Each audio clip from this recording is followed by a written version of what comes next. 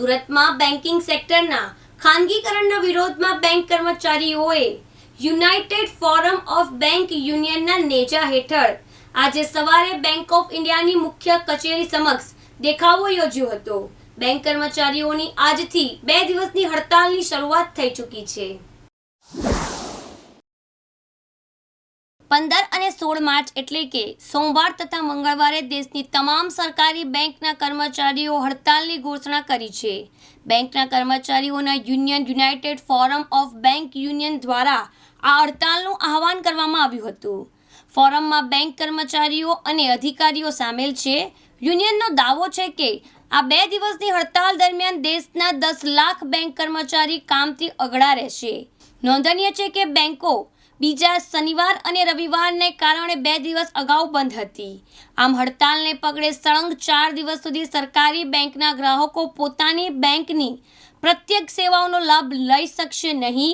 આ હડતાલ પગાર વધારા માટેની નથી, જે ખાનગી ઉદ્યોગપતિઓનું ભૂતકાળમાં કરોડો રૂપિયાનો ચૂનો લગાવી ગયેલ છે। એમના હાથોમાં સરકારી બેંકોને વેચી દેશના અર્થતંત્રની કરોડરજ્જુ પર કારમો ઘા થયા છે, એવી લાગણી બેંક કર્મચારીઓની છે। આજે સવારે બેંક ઓફ ઇન્ડિયા સમક્ષ યોજાયેલા દેખાવાના કાર્યક્રમમાં મોટી સંખ્યામાં કર્મચારીઓ સામેલ થયા હતા। ભારતની તમામ બેંકોનું જે ખાનગીકરણ કરવામાં આવ્યું છે ત્યારે બેંકના કર્મચારી દ્વારા હડતાલ પર ઉતર્યા છે। આપણી સાથે કેટલાક બેંકના કર્મચારીઓ છે, એસોસિએશનના જે પ્રમુખ છે એ પણ આપણી સાથે મોજૂદ છે। આપણે એમની સાથે વાત કરીશું કે કેટલા દિવસ સુધી બેંકની હડતાલ રહેશે અને મુખ્ય તમારા કારણો શું છે। जी साहब, आपનું नाम? मैं Amit Rai, all India Punjab national bank observation का सेक्रेटरी हूँ और आईबोक का गुजरात का डीजीएस हूँ। बैंक का मुख्य मांग क्या है आपकी? पिछले बजट में सरकार ने घोषणा की थी कि प्राइवेटाइजेशन के माध्यम से 1.7 लाख करोड़ की उगाही करेगी। उसके मार्फत उन्होंने 2 बैंकों की घोषणा और एक इंश्योरेंस कंपनी की घोषणा की थी। उसका अभी नाम घोषित नहीं किया गया है। हम इसका संपूर्ण विरोध करते हैं और आज और कल 15 और 16 को पूरे देश में सरकारी बैंकों ने हड़ताल रखा हुआ है। आपकी मुख्य मांग क्या है? जो आपकी मांग पूरी नहीं होगी तो ये हड़ताल और जारी रह सकती है कि फिर उसको टूक में सिमटा जा सकता है? हमारी एक ही मांग है और एकजुट मांग है कि ये जो गवर्नमेंट का स्टेप है, गवर्नमेंट इसको वापस ले, इस अध्यादेश को या जो इनका मंशा है इसे यहीं ख़त्म करे और गवर्नमेंट बैंक्स को सुचारू रूप से चलने दे और आगे हम देश को तरक्की देते रहेंगे जिस तरह से पहले भी करते रहे हैं और जनता की सेवा करते रहेंगे। जी, आप जણાવો કેવા પ્રકારની જે હડતાલો છે, કેટલા દિવસ સુધી ચાલવાની છે?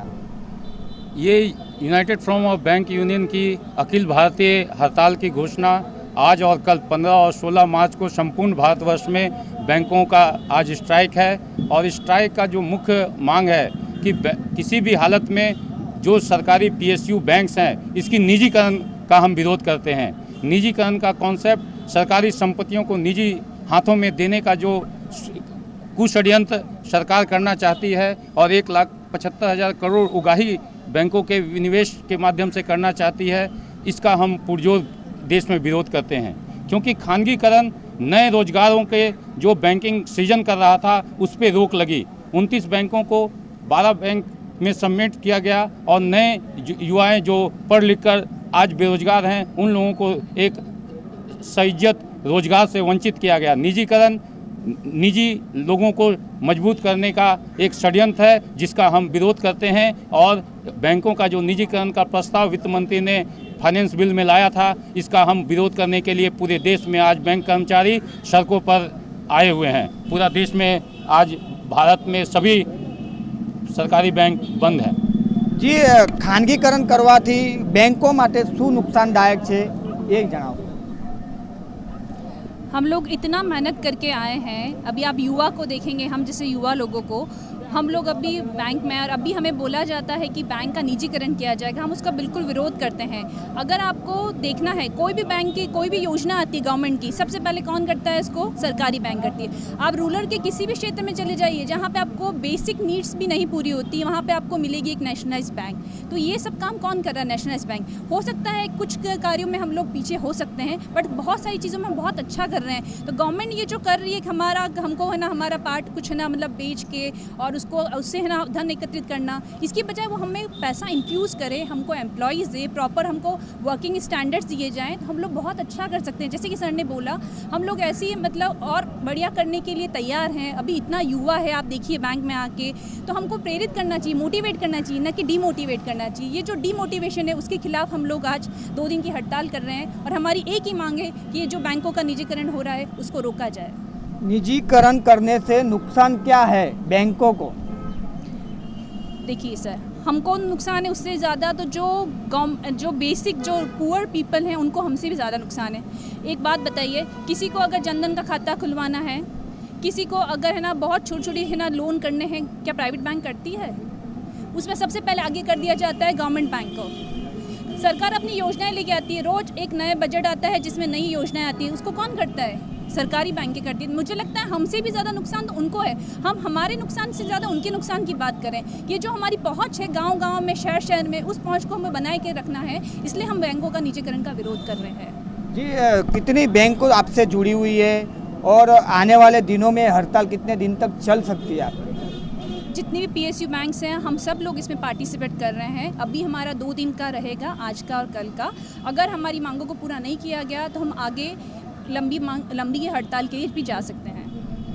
જી છે ભારતની તમામ બેંક જે હડતાલ પર જોડાઈ છે, એમની મુખ્ય માંગ છે કે જે બેંકની નિજીકરણ કરવાનું જે સરકાર દ્વારા પ્રયત્ન કરવામાં આવ્યા છે એનો પ્રસ્તાવ પાછો લેવામાં આવે, નહીં તો આ આંદોલન ઉગ્ર આંદોલન બની શકે છે। કેમેરામેન સાબિર સૈયદ સાથે મુકેશ ગૌરવ, દિવ્યાંગ ન્યૂઝ, સુરત। સરકારી બેંકમાં અસંખ્ય લોકોને હજારો કરોડ રૂપિયાથી થાપણો એક વિશ્વાસની જમા કરે છે। ગ્રાહકો વિશ્વાસને થાપણો અને સેવાઓના સાચવવા માટે 2 દિવસની બેંક હડતાલની જાહેરાત united forum of bank union અને ઓલ ઇન્ડિયા બેંક એમ્પ્લોય એસોસિએશને કરી હતી। મારું નામ સંજીવ દલાલ, હું ગુજરાત બેંક વર્કર્સ યુનિયનના જોઈન્ટ સેક્રેટરી। કઈ રીતે તમે હડતાલ? અમે જે આજે સેન્ટ્રલ ગવર્મેન્ટની સરકાર, મોદીજીની સરકાર જે નેશનલાઇઝ બેંક છે તેને પ્રાઇવેટ કરવાનો જે એને હુકમ બહાર પાડ્યો છે તેનો અમે સખત વિરોધ કરીએ છીએ। નેશનલાઇઝ બેંકમાં જે લોકોના નાણાંની સલામતી છે જે પ્રાઇવેટ બેંકોમાં જરાક પણ રહેતી નથી, જેનો તાજો ઉદાહરણ યસ બેંક છે, મહારાષ્ટ્રની કોઓપરેટિવ બેંક છે કે જેમાં લોકોએ બચાવેલી મૂડી જો પ્રાઇવેટ સેક્ટરના હાથમાં આપી દેવામાં આવે તો એ જરાક પણ એને સેફટી રહેવાની નથી। બીજું જે ગવર્મેન્ટ જે પણ પોતાની સ્કીમ ઇમ્પ્લિમેન્ટ મૂકે, જેમ કે જનધન ખાતા છે કે અટલ પેન્શન ખાતા છે, એ બધી જ સવલતો નેશનલાઇઝ બેંકો આપે છે। ઇવન કોરોનાના સમયમાં પણ દરેક નેશનલાઇઝ બેંકના કર્મચારી પોતાની પૂરેપૂરી ડ્યુટી નિભાવી છે અને તે છતાં પણ અમને કોઈ પણ રિવોર્ડ માટે અમે માંગતા નથી। પણ જો સરકાર જો આ નેશનલાઇઝ બેંકોને જો પ્રાઇવેટ કરવાનો કોઈ પણ પ્લાન કરશે તો અમે એના માટે સખતમાં સખત વિરોધ કરશું। આ હરકત ફક્ત આજે અને કાલના દિવસ પૂરતી જ છે, પરંતુ જો હજુ પણ આગળ કોઈક અમારી માંગણી સ્વીકારવામાં નહીં આવે તો અમે હજુ પણ લાંબી હડતાલ પાડવા માટે તૈયાર છીએ। અત્યારે દેશના લગભગ 10 લાખ કર્મચારીઓ હડતાલ છે। મોદી સરકારને એક જ છે કે જે નેશનલાઇઝ બેંકો છે એને પ્રાઇવેટ કરવાથી કે મૂડીવાદીઓને આપવાથી દેશનું ભલું થવાનું નથી। અને ઉપરાંત જે પ્રાઇવેટના બધે મોટા અદાણી છે કે કોઈ પણ હોય, જેને જો તમે આપશો તો એ ફક્ત લોકોના બચાવેલા પૈસા છે તે ફક્ત લઈ જ જશે, NPA થશે। આજે તમે જુઓ છો કે NPA કોઈ પણ નાના કર્મચારીનું હોતું નથી, ફક્ત મોટી કોર્પોરેટનું જ NPA છે, જેને તમે બેંકની દુકાન સોંપશો તો ભવિષ્યમાં લોકોને નાણાંની સલામતી રહેશે નહીં, એવું અહીંથી અમે ચોક્કસ જણાવીએ છીએ। United forum of bank union દ્વારા તાજેતરમાં કેન્દ્રીય બજેટમાં નાણામંત્રી દ્વારા 2 સરકારી બેંકોના ખાનગીકરણની કરાયેલી જાહેરાત સામે આ હડતાલનો નિર્ણય લેવામાં આવ્યો છે। અગાઉ કેન્દ્ર સરકાર જાહેર ક્ષેત્રની બેંક IDBI બેંકના ખાનગીકરણની જાહેરાત કરી ચૂકી છે। સરકાર પોતાની ડિસઇન્વેસ્ટમેન્ટ ડ્રાઈવ અંતર્ગત આ ખાનગીકરણના નિર્ણય લઈ રહી હોવાનું મનાઈ રહ્યું છે। નાણામંત્રી નિર્મલા સીતારમણે જાહેરાત કરી હતી કે 2 સરકારી બેંક અને એક જનરલ ઇન્સ્યોરન્સ કંપનીનું ખાનગીકરણ કરવામાં આવશે। એટલે કે હવે સરકાર IDBI સિવાય અન્ય 2 બેંકોનું પણ ખાનગીકરણ કરવા જઈ રહી છે, જેના પગલે બેંક યુનિયનો ખાનગીકરણનો વિરોધ કરે છે। કેમેરામેન સાબિર સૈયદ સાથે મુકેશ ગૌરવ, દિવ્યાંગ ન્યૂઝ, સુરત।